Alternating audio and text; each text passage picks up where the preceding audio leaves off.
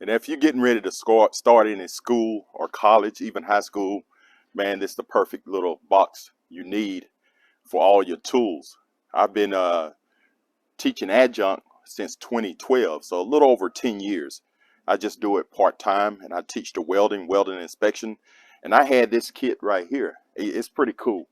I'm gonna just show you right here. You can just pop it open and just keep all your junk in there and just throw in something. And I always keep my little hammer. I made this hammer in college in 1990. You know, we had to take a machine shop course, and I still have this hammer. Maybe my friend Jason McNetta, Scott Ellis may see this. They remember these hammers we had to make in college. But anyway, this thing is pretty neat. You know, you just pull this handle up and just slide it back. And look, it's on rollers.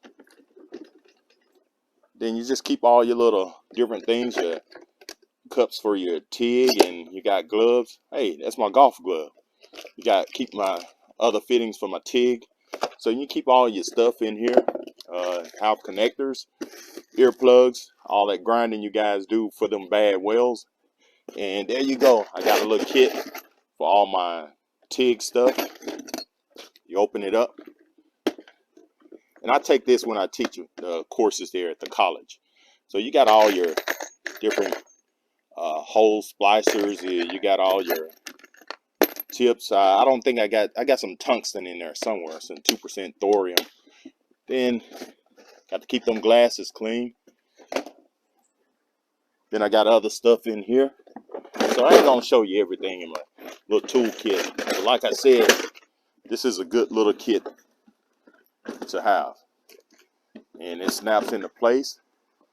You just pull this thing right here, pop it up, and you on your way. It's a good little kit.